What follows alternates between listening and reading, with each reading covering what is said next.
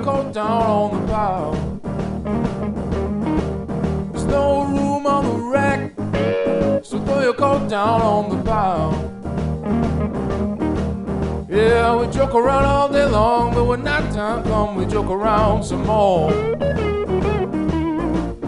throw your coat on the pile and get yourself out on the wall.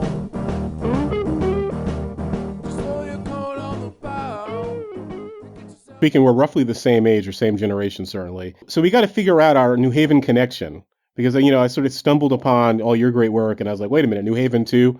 So we had a lot to talk about. So, because obviously we'll talk about sort of the secret history of hip hop and this hidden history, because everybody from New Haven or Bridgeport or Hartford or Boston, they all said they were from New York. That was the thing. It was embarrassing for all of us because we all rooted our identity in New York, and having local heroes was really difficult because nobody that was really local and great wanted to say that they were from any city in the state you were from. You used to go to Cutler's, right?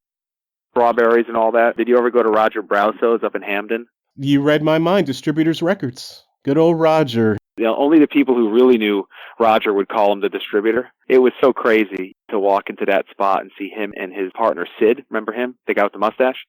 It was so crazy to see them slanging those records because they knew more about hip-hop than the DJs did.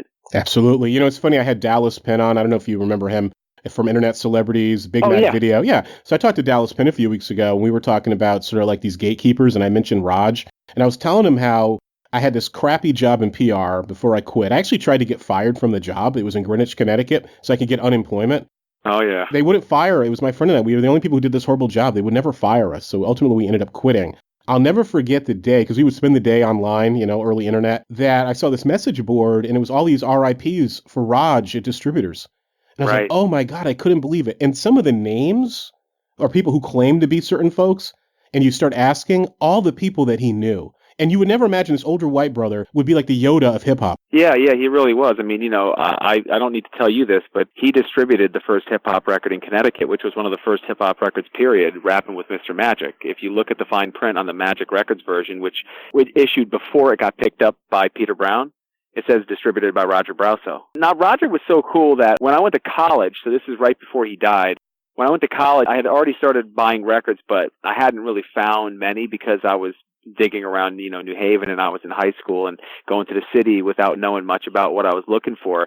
So it wasn't until I got to college that I was able to actually get a lot of kind of the jazz funk staples, and I started bringing them back, and I asked Roger about it, and it was unbelievable because he had a club in New York. I don't know if you know this. Yeah, he had a club in New York. I want to say it was called the Half Note. I forget, but the Half Note sticks out. Now, here's the thing. He would tell me these crazy stories because, of course, at that point, CTI and Kudu and early 70s Blue Note was the center of my universe, right? Because that's the stuff that was being sampled, and it was the stuff that was my favorite samples from the late 80s and early 90s. I'm rattling off all these names to him, and he's telling me about when he booked them. So I'm like, get out of here, man. You didn't do that. He's like, no, I'm serious. Come up next Tuesday. I think Tuesday was the record release day. Pretty sure it was Tuesday. And he said, come next Tuesday, I'll bring you my scrapbook. And so he brought the scrapbook, and I walked into that little office behind that first shelf there, and I sat down there with the scrapbook looking at it all. I'm like, oh, my God, this is real. This dude was the real deal. And my father was very much into archiving stuff, and he was the one who got me into this whole thing. So I was like, can I borrow this and photocopy it all? And I did. I borrowed it, and I photocopied it all. It was not too long after that, literally a matter of months, that I called up there, and Sid told me he died. So we must have bumped into each other at some point, because we're all talking about the same people. Cutler's closed down, because obviously we're talking about digging culture and everything, but I mean Roger, because there's so many Rogers. And sort of thinking about the history of music. So Cutler's, for example, the black brother who was a DJ who ran the local record pool. Yeah, I remember him. What was his name? And he was a real fickle personality, but if he liked you, he liked you. I forgot his name. Yeah, I forget his name too, but I mean, I remember him distinctly. I mean, I remember the hip-hop section. You would walk all the way to the back of the store, you'd make a right, and then another right, and that was the rap section.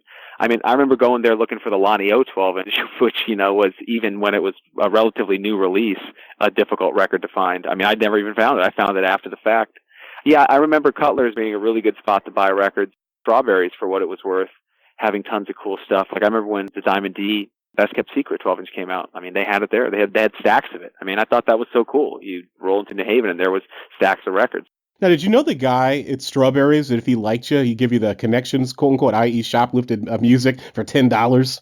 Well, No, I didn't, but me and my buddy used to go there, and he used to rack tons of stuff, and then I would buy it from him. Strawberries was one of those places you didn't feel bad about ripping off because they were a corporation. In retrospect, it was super shady, but you'd never rip off Cutlers. You would definitely not ever rip off Roger, but Strawberries, it was like whatever, Because I'm wondering in the collecting, right? Obviously I'm very fascinated with digital versus analog. We got so much to talk about. What happens to all the music when the Rogers of the world are gone, or even a Strawberries or a Cutlers? Where does it go? You start thinking about this, right? And like if Roger was still alive, he would be close to 90 right now, right? So the people that didn't seem old back then, but were like established collector types, like the guys that are in their 50s, they're now about as old as Roger was when he died, and they still have records. For instance, 2 days ago, maybe it was yesterday. Actually, I think it was yesterday. And he went up there to buy hi-fi gear, and the guy's like, hey, I have all these records. And he didn't say it like, I have all these records, check them out. He's like, I have all these records, I'm ready to move them. And my friend on the drive up there, he was, I think this guy's bought so much stuff, he's just ready to let it go. And the collection was really great. I mean, it was full of jazz. Like, the majority of it was jazz, all alphabetized. He knew where every record was. Most of it was in pristine shape. And while it wasn't full of, like, incredible rarities, it was a really great breadth of 60s and 70s jazz music. And here he was, just ready to sell it to anybody. He didn't even know if the guy that was going there to buy the hi-fi gear was into records. He was just, I'm selling this, so I'll sell this. Ended up being a really interesting guy, too. He was managed by the same people that managed the Ohio Players in the mid-70s, had a gig in a band, never really got signed, but was, like, on the track, you know what I mean? Because I'm thinking, too, this is one of my favorite bad movies. I think it's a great movie for what it's worth. It's called The Ninth Gate with Johnny Depp. And he's I know that. Yeah, he's a book collector, and he's doing all this stuff with the occult. Because you're thinking, I love this scene where he goes in there to get the books he wants, and he so inflates the prices of the other ones to quote-unquote queer the pitch for the people following him. Because I'm thinking, all right, you're trying to get rid of your collection. You're trying to sell it very often at estate sales. People are older. People die. They don't know what they have. Just the opportunities there for corruption and just graft and just to treat people badly must be a real pressure. But then again, you think, in that sort of business, your reputation is everything. So you don't want to get a reputation for screwing people over. Listen, I've found, and this is something that I found dating back to the 90s, when you started tracking down musicians in the mid-90s, right? Like, I started around 96, and there were people that were doing it before me. The funny thing was, if you were looking for the right type of music, and by that I mean largely Black American music from the mid-60s to the mid-80s, early 90s, or white music that was yet to be celebrated, what's now called yacht rock, like the private press stuff, or outsider music by any race. If you were able to track these folks down at the dawn of the internet, people would be so flabbergasted that you cared about their music that they were just ready to give it to you, even if it was their own personal copy. You know what I'm saying? To them, it was the craziest thing in the world 9 times out of 10 that somebody would call them and be interested in something that they'd forgotten about 2 decades ago or 3 decades ago, right?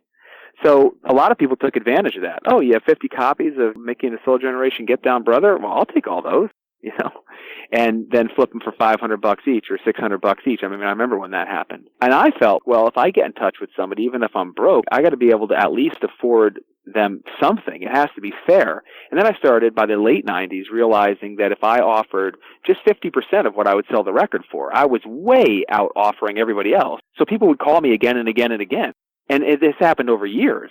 I mean, I'm still literally buying records from people that I bought records from in 1997. I literally got a call right before you called from Dallas, Texas, Roger Boykin, who ran Soltex Records and is a tremendous figure in the black musical scene down there from the 50s to now. And he's still buying records and selling them to me. Local records and major label records. And I've been doing this for 20 years with him. I was thinking, I have a friend of mine who's an archivist, and he and I were talking about this, because one of the things I'm very, fascinated by, digital analog divide. He just went to a conference about book restoration and preservation, and he said, the scary thing is, given the rise of digital technology and how disposable our modern culture is, we're going to know a hell of a lot more if there was a disaster, a calamity, about the far past than we'll know about the recent past. That's true.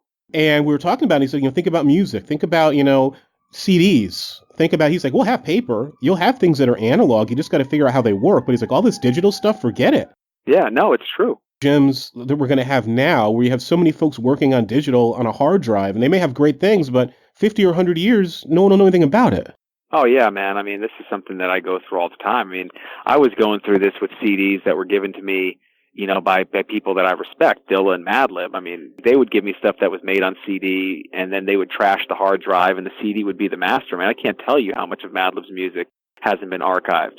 And he's pretty stubborn in the way that he holds on to his CDs, so I have no idea what he has. I have no idea if half of the CDs that he's recorded his quote-unquote masters to even play anymore. I go through this all the time, and there's an endless amount of redundancies you can have. But if we get to some Walking Dead type situation, it's not going to really mean much. You notice like in all these doomsday type scenarios from The Walking Dead Lost, they're always playing an album. You know what I'm saying? No one's ever popping a CD in. Sometimes there's a reel-to-reel floating around, but it's like these old analog technologies that we all feel really good about. And, honestly, that's why I do the majority of my work on vinyl. Because tons of the music that I needed to rescue only exists because a record was put into the universe. How did you fall in love with music? Because, the other part of the story here that's so fascinating is how do you take a creative love and turn it into a business? What was your story in terms of music? Oh, well, my parents were into music, and really early on, because, they didn't have a TV and they didn't want to have a TV. I realized that I was going to either spend a lot of time with the formats that they approved, or I was just going to be miserable, waiting day in, day out, go to my friend's house to watch a movie or a TV show or something like that. It's not to say I was completely cut off from television, like my uncle had a television and my parents would let me go watch Scooby-Doo or whatever, but it was no short amount of books to read and records to listen to. And so I got really into music, and my parents were really into music too. They're always playing records. Just records were everywhere. It was like they were everywhere and they were always playing them. And so I started gravitating towards the stuff that really spoke to me. And early on, that was a bunch of different things from Tom Paxton to Tom Waits, really. And, corny stuff in between. By the time I heard hip hop, I was, okay, this is a totally different thing. And, by the time I heard, Public Enemy and NWA and all that stuff from the late 80s, that was just kind of the end-all be-all. And I realized, okay, everything that I was listening to up to this was preparing me for this moment where I heard this music. And that's when I really threw myself in full-fledged. Tried to become a DJ, started buying records myself. That was about 1991. And by about 1994 or so, 5 at the latest, I'd realized that all of the music that my favorite hip-hop was made from was from the era of records that my parents were listening to. And so I threw myself back into that. And it was a cyclical thing that kept growing from there. It was very natural and it was very cool, and it was a cherished thing to be able to buy a record. I remember my parents, distinctly giving me choices as to which record I could own. What was the first one? The absolute first one on vinyl? It was funny because it was a big choice, and I remember going to the local Ames department store. Ames department, that's right. I went to Ames to buy this, and it was between Synchronicity by the Police and Cloud 9 by George Harrison, and I chose Cloud 9. We had Ames, we had Caldwell, the old men on the porch reminiscing. Toys R Us in East Haven, because those were the spots to go to, especially Ames, as cluttery as it was, because they would have all the new G.I. Joe action figures and the Transformers, and you go from place to place. And I remember getting the circular of the New Haven Register that Saturday night and then picking out all the G.I. Joes I wanted on Sunday and harassing my mother to make her drive out to East Haven to go to the Ames or the Caldors. But I was thinking, I had that Police record, but I'm thinking the first record I really, really wanted was it Raising Hell? It was an early, or it may have been actually a Run DMC single, because at the time I was still into hair bands and metal. The hip hop thing I really liked, but I remember, and again, you can relate to this because you know the geography. So being downtown at the Green, they had the Strawberries. And how prophetic is this? The moment I always liked hip hop, but some moments you just really remember you really fell in love with the thing and appreciated it in a different way. Biggie's Ready to Die had come out, and then I had Craig Mack. They both came out on the same day on a CD. I remember running across the street to get the bus, and I tripped and fell in the street, and the Craig Mack CD fell and broke. Talk about prophetic about a career. I loved hip-hop stuff. I remember watching breakdancers and, watching that movie Break in Bridgeport, where my dad taught and had a lot of friends. So we would go to the university there, and I would sit in the common room because we didn't have a TV, and they were breakdancing and listening to pop and stuff. And I liked all that. But yeah, I liked metal too. Metal was always, really cool to me. Madlib kind of jokes with me because, I know Metallica lyrics, and that's something that's completely foreign to him. Has never owned a Metallica record, whereas I owned them all on vinyl. At the same time, man, I got to say, it wasn't until the late 80s with Public Enemy, and then hearing Mr. Scarface is Back when that was a new release. When I heard Mr. Scarface is Back, I was okay, there's just nothing better than this. Like, I liked Mr. Scarface is Back better than I liked Public Enemy. I mean, it was my favorite thing. I liked it better than Gangstar. I couldn't believe that something so visceral and funky could basically coexist, you know? His vocal delivery and the subject matter was so insane, and the beats were so dope. It was, this is it. Like, I gotta own this. And I did get that. You know, that was my first 12-inch single. And then it wasn't until I heard Cypress Hill and all that kind of more psychedelic hip-hop that I was like, oh, shit, there's a total new way of doing things that's based on the Bomb Squad and this production value that I very much love. But this is dustier and weirder. Where's hip-hop going? You know, to me, that was a real turning point. And I sought out everything that was even remotely associated with that style. Because I remember, I became a DJ probably roughly the same time period. I remember buying the first belt-driven turntables, Dunk, and then asking my dad for some Technique 1200s, and he split the money with me, and then doing those first few parties that were horrible, and you probably should have been in your the bedroom or the basement, and paying your dues, and then meeting people.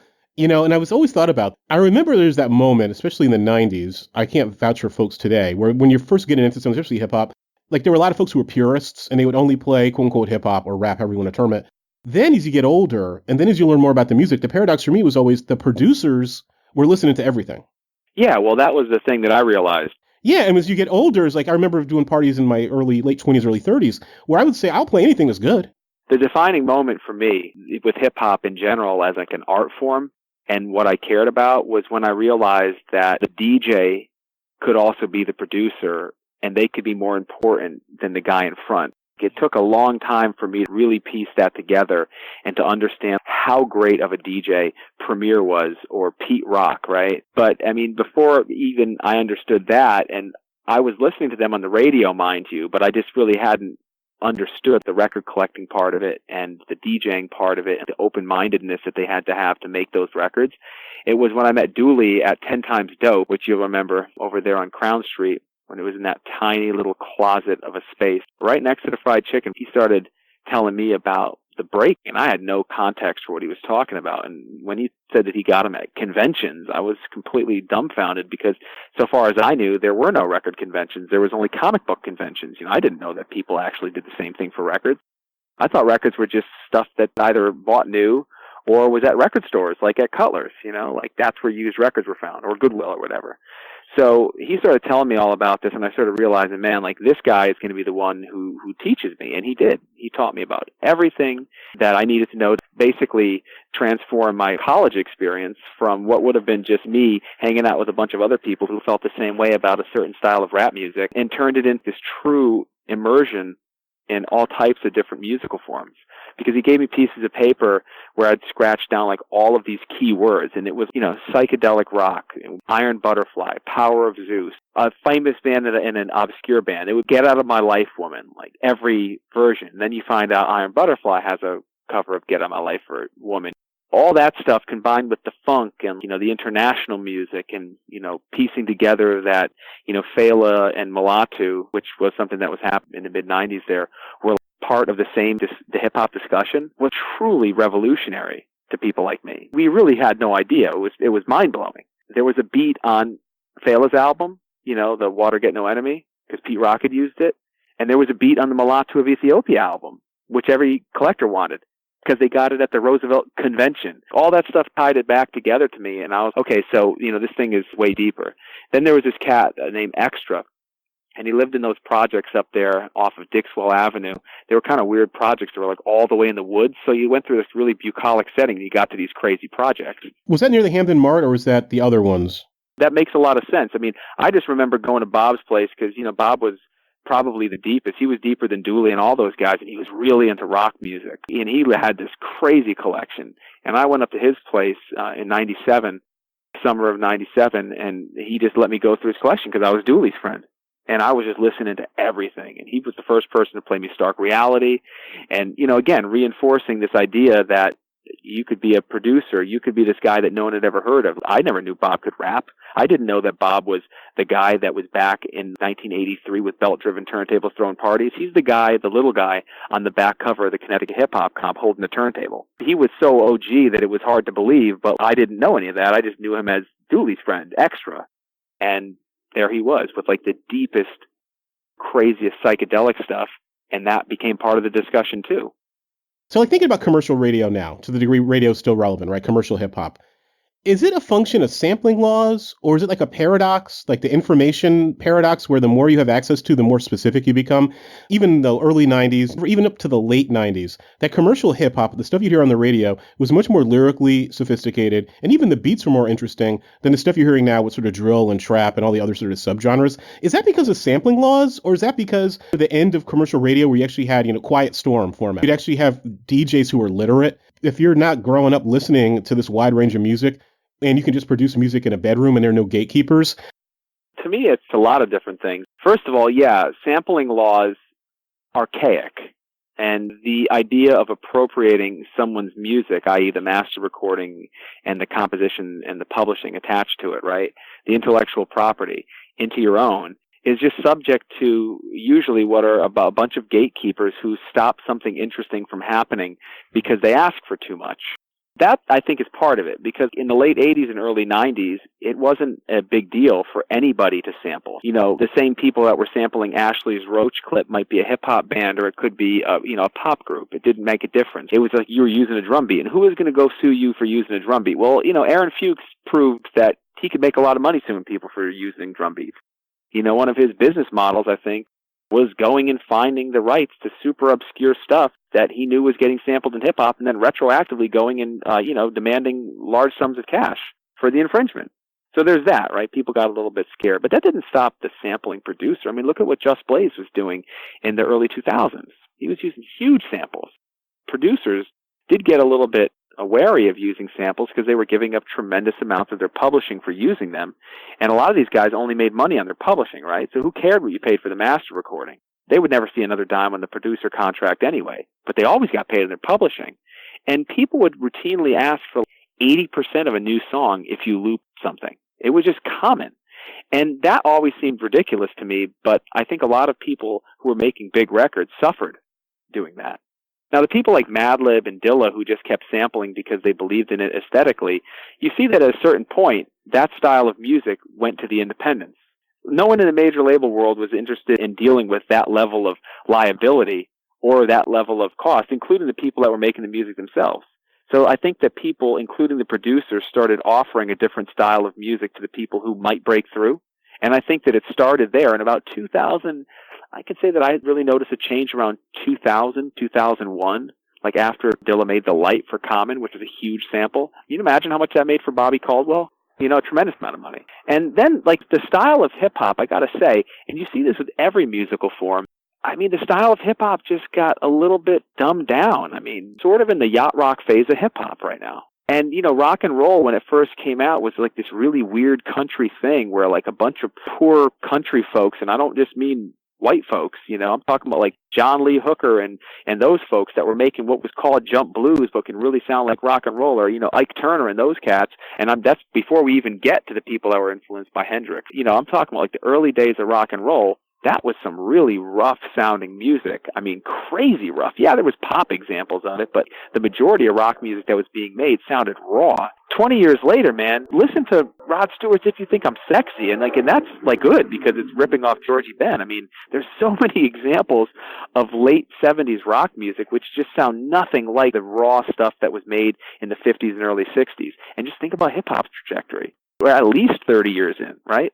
Not more. Because, that's one of the things I'm very curious about. We'll go back to our New Haven roots, thinking about all the different narratives about hip-hop's origins, because when I've given talks on hip-hop and hip-hop culture and its origins, one of the things I talk about, and I'm sure I'm very curious of your thoughts on this, is like sort of the mythologies of hip-hop's origins and that mythic hip-hop founding time. It was so pure, and it was so innocent, and folks are just in the park. And Bam and everybody else were just making music for the community. Because you got all these folks who were invested in creating their own mythology. And that leaves out so much history. It leaves out so many voices. Because, when we try to think about where did hip-hop begin, did we go back to the 70s? Do we go back to the 60s? Some folks would say Jamaica. I've never found that argument very compelling. I'm curious to think, when hip-hop is 60 or 70, what people will say about its origins. Because it's like, okay, it becomes mainstreamed, it becomes standardized, and at a certain point it becomes self-parody. Well, yeah, and I think with hip-hop that, we're still, well, look, I think there's a variety of styles of hip-hop, right? And like the disco rap thing, which was like the first stuff from like, 78 to like about 87 or so, And it already sold out. The minute you have Rapper's Delight, it's sold out. So like we're in this weird period where, you know, the interesting side of hip hop, and don't get me wrong, like I love a lot of that disco rap stuff,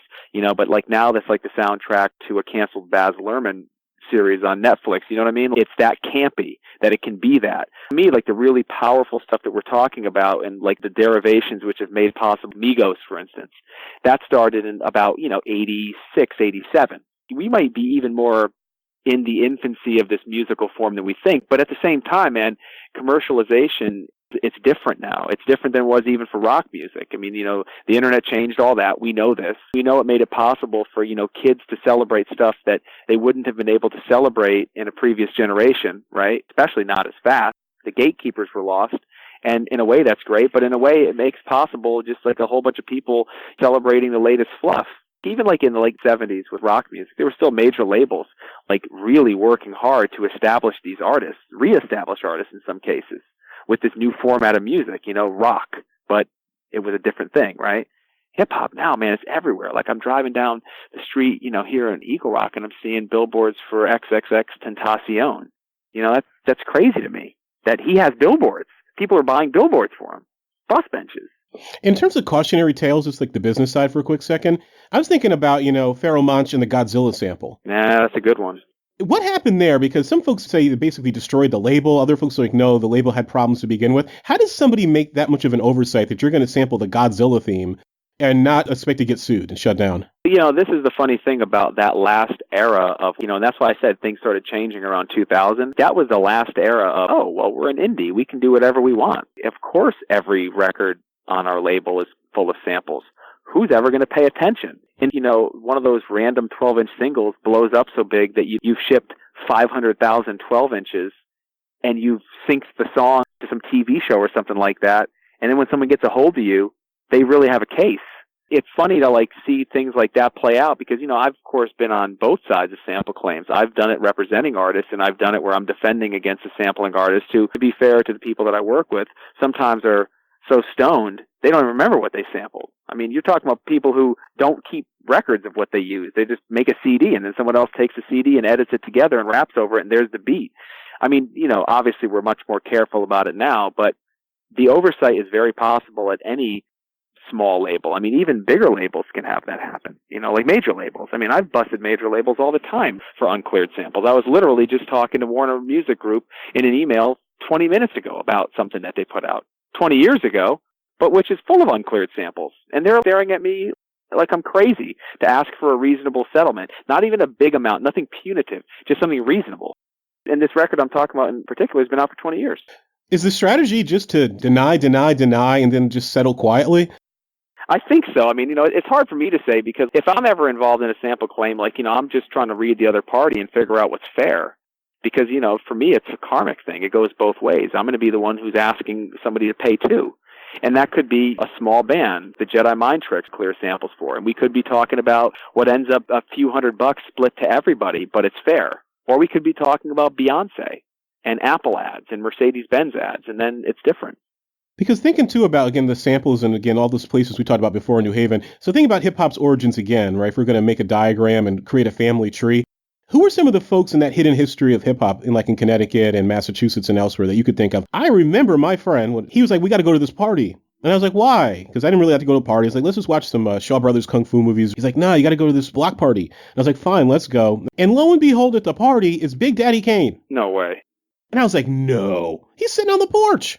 And my friend introduces, he's like, hi, here's, something. And I was like, I was starstruck.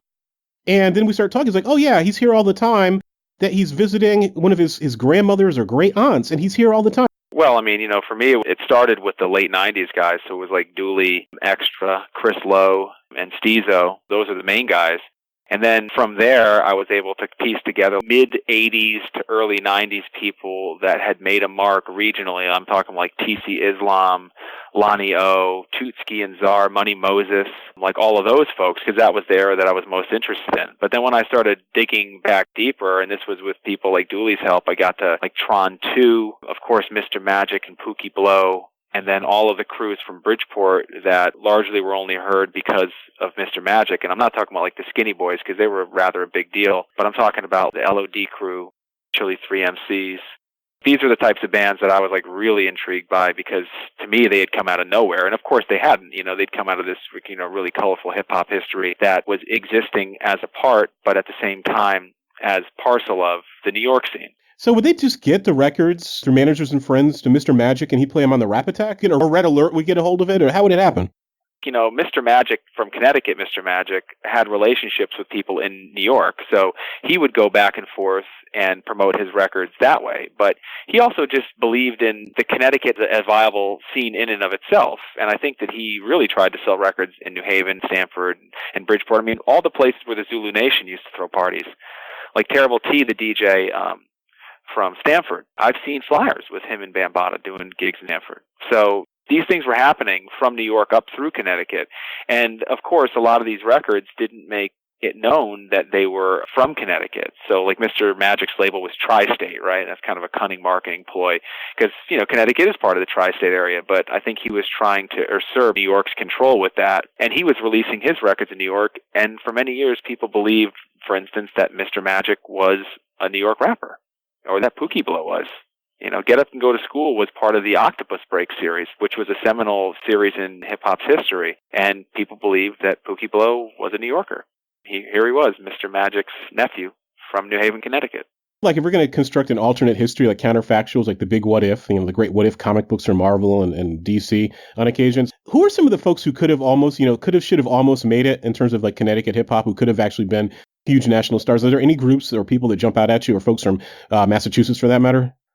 I always really liked Dooley, and I thought as a producer, he was quite deep. He was digging deeper than a lot of people, and he was the first person to sample a bunch of different records, including that Skull Snaps break, which he's sort of gotten a bit known for. But Bill Dog at Honky Tonk Popcorn and Booker T and the MGs, and I always felt like as a producer, he could have been something bigger. Other than Dooley, though, like a lot of the other guys that came out in Connecticut, Chris Lowe included, they had tremendous potential, but the era for them to do what they did best passed very quickly. The mid-'90s was not a kind time for Connecticut. There wasn't a lot of great stuff that came out of Connecticut from 94 on.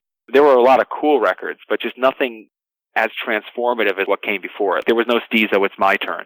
And so, I always paid attention to, the Lonnie O type trajectory, and I loved everything that they did, but I just thought, okay, Dream On could have been a big record. Mr. Dynamite could have been a big record for that style of hip-hop. But by the time they were doing the mid-'90s stuff, the 94, 95 stuff, it was cool, but it wasn't even something that I thought had the power that the earlier stuff did. So much of the story is timing. Right place, right time. And I have to make the obligatory New Haven music joke, but we do have Michael Bolton. Oh, yeah, that's true. We sure do. Claim to fame or shame. I don't know how you want to... Yeah, we do have Michael Bolton. We had a lot of good things that came through Connecticut. One of my favorite psychedelic rock records of all time, D.R. Hooker's The Truth, is from New Haven. It is truly one of the great psychedelic rock records, and it's from New Haven. There was a lot of people that put out cool records there, 45s. Like that Busy Bee label, Uncle Bob and the Fireproof Band, the Cuz Band. They were all for solid funk and kind of boogie ensembles. Earl Lett, the saxophonist from Boston, put out his album, Professor Let and Study, out of New Haven. There's plenty of examples of really great stuff to come out of Connecticut, and I'm not even talking about the garage rock scene, which was quite big,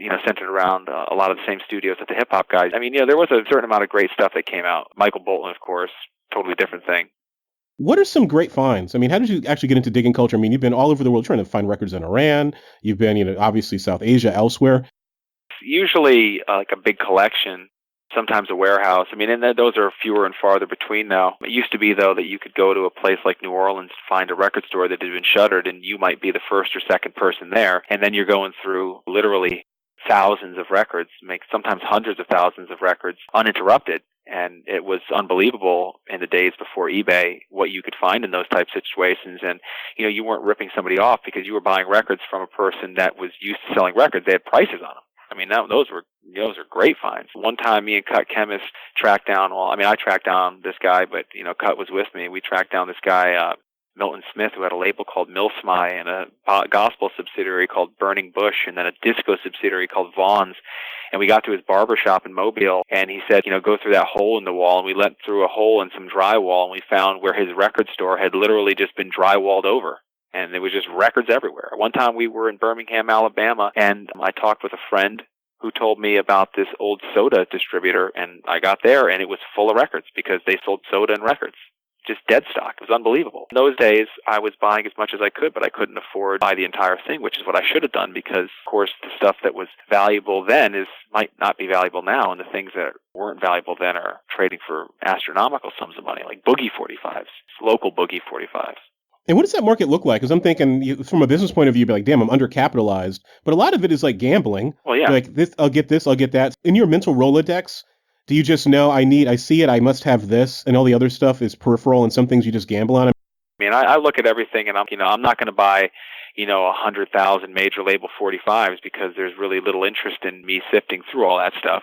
I'm going to buy a bunch of local 45s, and I'm going to focus on the types of music that I know. But at the same time, I know a little about a lot of different types of music, especially like the local equivalent of the major label stuff. And so the more obscure it gets, the more risks I'm willing to take because the chances of it being a tremendous payback are a lot better. But, again, like I said, the days of finding huge quantities of records are pretty much gone. At this point, you're going through personal collections, sometimes from musicians, and those might only number in single digits, 10 records in one guy's house, 100 records in somebody else. I was at Bad Bascom's storage facility with Madlib, and he didn't have much, and he had even less that he wanted to sell, but he had this 145 that I really wanted to get by a band, the Ray Alexander Technique, that put out an album on this Harlem label called Lujan, and that's a 45 I'd never seen, and I'd seen it earlier the same day at this producer, Billy Nichols' house. So I bought one from Billy, and I bought one from Wilbur Bascom, and it was just a random 45 until about, maybe 3 months later, I was looking it up and I saw that a copy had just recently sold as undiscovered for some astronomical sum. Like, I forget what it was, $1,800 or something like that. And when I bought them, it was just buying them as a random, this could be cool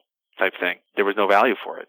Whatever your sort of inclination may be, when you get a bunch of folks together who are also doing the same sort of work, what's the Holy Grail that everybody's looking for? Or they have a story about, I almost had or I heard about and someone just got there before, or somebody died and it was sold. Yeah, well, there's tons of those. It really depends on the style of music and the age of the person that we're talking about. If it's like a younger person, they're probably talking about some record that they've seen other people talking about as Holy Grails because there might have been a chance for them to get it from a friend who had it and was going to sell it to them for probably quite a large amount of money. Start talking to the older people and the stuff that they were, really upset that it got away, it's probably a record that you could go on Discogs and buy 30 copies of. It's kind of weird that there's a disconnect like that. But then there's the people that, truly know records and know their value and have been around long enough that the stuff that they talk about getting away. When Jeffrey Weiss, the record collector who's been buying records, I think, for about 40-something years now, when he talks about the things that got away, it's heartbreaking. Like, he told me about selling his copy of the Marvin Hormonger record in 1987 for next to nothing because he had just bought it randomly and got rid of it just as quick. He didn't think much of it. It's one of the rarest outsider funk records that America's ever produced. And it just got away from him? Somebody else bought it? Or he, like you said, you just sold it on... He sold it because he didn't think about it. He didn't think of it as much as he possibly would have with the context that came from this understanding all these other outsider-type funk records, like Medico Doctor Vibe, Junior and the Soulettes, or any of those records. There was no context for it. It was just a weird record. It also happens to be very good, but it was just, I think, a little bit too outside of his collecting wheelhouse for him to really know what to do with. So, thinking about psycho-funk and the various genres of funk, and you're putting these anthologies together, number one, how would you define funk? Is it a set of genre rules or is it a feeling? And also, what is psycho-funk? I look at funk music as a very specific thing, and I look at it as what James Brown started doing circa 67, and what the Sly and the Family Stone started doing right around the same time, what the Meter started doing circa 68, and, what people like Curtis Mayfield started doing, around 68, 69, Kool and the Gang started doing it in 69. A very specific style, generally speaking, that derived from James Brown's soul music, R&B and soul music. And then, describing something as funky is different, that's, of course, open to interpretation. And then, with psych funk, which I'm very intrigued by, I like the confluence of psychedelic music and funk music because, to me, it was intriguing that Jimi Hendrix and James Brown existed at the same time. And we're making music that, while it wasn't exactly the same, was very compatible. And a lot of outsider black bands specifically, I think, gravitated towards both equally. And so there's a lot of examples of people that really liked both. And I think that you can then, spread out from there. And as a quote-unquote subgenre, it's interesting to see what international musicians did when they were listening to, say, Jimi Hendrix or James Brown or both, and then they included their folkloric tradition. That happened in Turkey a lot, or like what was happening in Ethiopia with Mulatu Itsake and Gurma Biene, Mahmoud Ahmed, Alameyu Asheti, the Venus Band, the Soul Echoes, the Ross Band, Black Lion Band. Those are other examples of what I think is pretty psychedelic funk music. And not just because of psychedelic cliches, for instance, fuzz guitars, although those do exist in some of those musicians' recordings. But I'm just talking about an open-minded experimental phase in that culture's musical tradition that happened to be influenced as readily by, Jimi Hendrix, Miles Davis, Bitches Brew era, and James Brown. And when you think about going back to our Adorno joke earlier about things becoming self-parody, because I got to ask the question. I can imagine the answer, but I got to ask. So when you go to Starbucks and you see the world music on sale, how world music has become popular among a certain crowd that listens to NPR, the like, here's a market space for something quote unquote called world music.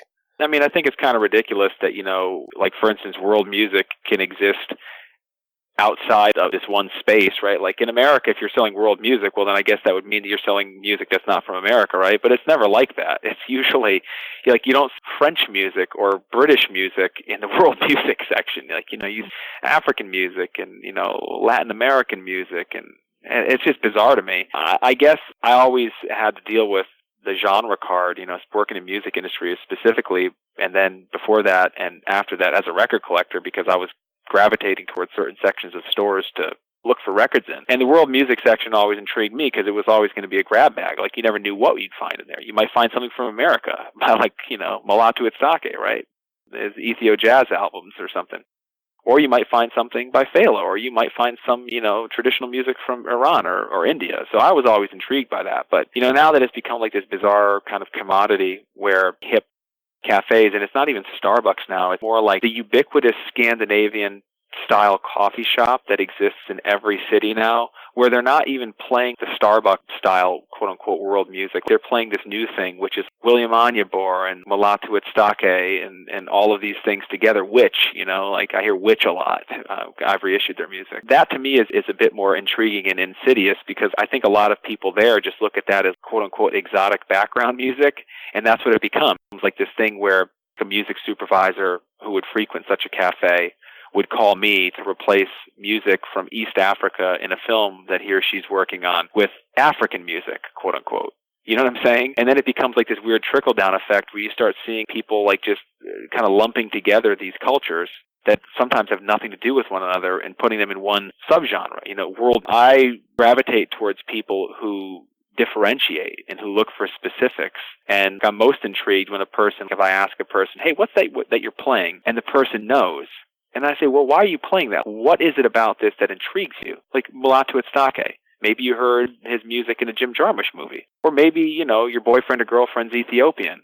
Or maybe you just like the sound and you really can't explain it, and you don't really know that the pentatonic scale that's used primarily in Ethiopian music is very similar to what people do in jazz, right? And here's this instrumental example of it. You know what I'm saying? Like, I like those types of conversations, but I got to say, most times when I ask a person in one of those cafes, they're more likely to tell me arcane points about where the coffee was grown in Ethiopia than they can even say about the Ethiopian music that's playing in the background, Again, work past that in terms of thinking about music lacking cultural context. You really don't understand it. Is that just, again, certainly liner notes? You've written many, many great liner notes. We don't have liner notes anymore. A lot of times folks are just downloading things, or because it's on an iPod or a phone, that it's utterly ephemeral.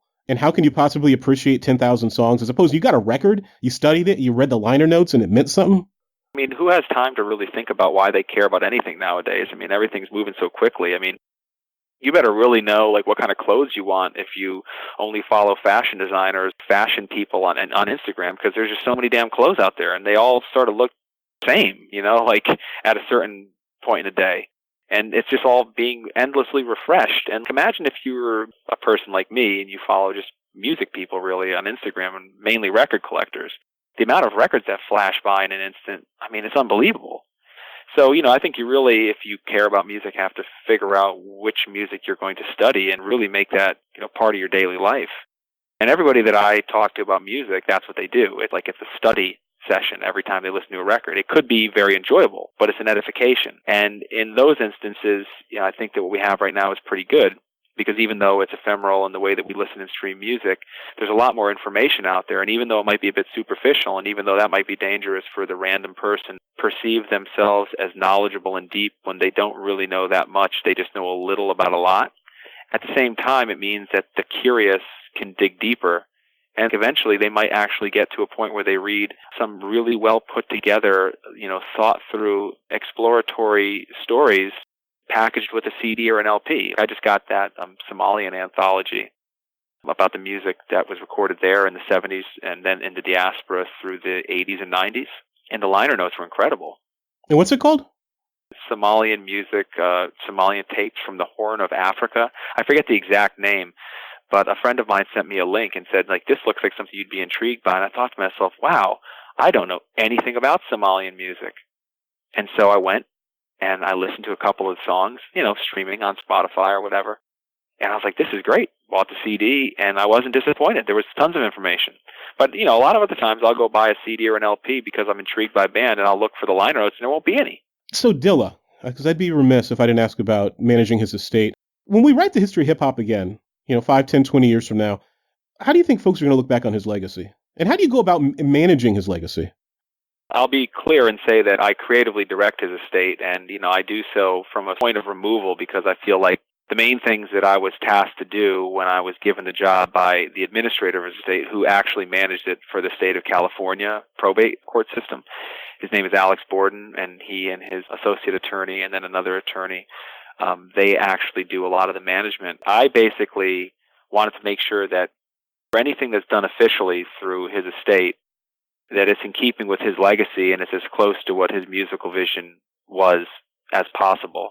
So he had a series of records that he wanted to see out, and I wanted to make sure that those records were released. We ended up doing The Diary, which was like the lost vocal album of his, and I knew that that was something he wanted to do, and I wanted to get that out. There's the Rough Draft album, which we found his original mixes for, which was very different than what was ultimately put out in that reissue that I did for Stone's Throw, because we didn't have them, and so I know that that's something that's truly of him, it's something that he wanted out. And then everything else becomes like a discussion of what do people make of him? And a lot of people, I think, have more of an idea of Dilla as a great musician than they can truly explain, I was at some book fair and there was some younger woman there playing this music, and it wasn't peak Dilla. It was just one of those shoddily put together instrumental anthologies where, music that he probably didn't want out from the mid-90s. She was making a very strong case for it, and I thought to myself, well, I wonder how much you really know about this guy's legacy, because I don't think that he would make a strong case for this era of music.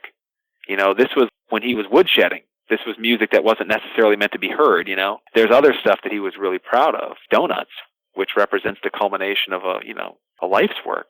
And that's the stuff I think that we're going to be really able to see how his legacy is able to incorporate. Because I think that Dilla himself viewed himself in a much different way than the people who are celebrating him now. He was part of Detroit, like this really difficult to pin down, really dangerous city, where he was an intellectual, very emotionally attuned person, but also, prone to flash in the same way that a lot of people from that city are.